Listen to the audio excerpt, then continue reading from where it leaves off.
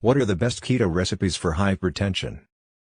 Keto-friendly fish, grilled or pan-seared fish such as salmon, trout, or halibut that are high in omega-3 fatty acids which are beneficial for hypertension. Keto-friendly vegetables, low-carb vegetables such as broccoli, cauliflower, spinach, kale, and avocado are high in potassium, which helps to regulate blood pressure. Keto-friendly nuts and seeds such as almonds, macadamia nuts, and chia seeds are high in magnesium, which helps to relax blood vessels and improve blood flow. Keto-friendly salad, a salad made with leafy greens such as arugula, romaine, and spinach, topped with a variety of low-carb vegetables, and a high-fat dressing made with olive oil or avocado oil. Keto-friendly soups made with low-carb vegetables such as broccoli, cauliflower, and spinach, and lean proteins such as chicken or shrimp are low in sodium and high in potassium and magnesium. Keto-friendly meats such as chicken, turkey and lean cuts of beef, pork or lamb are high in protein and low in sodium. It's important to consult with a healthcare professional, especially if you have hypertension,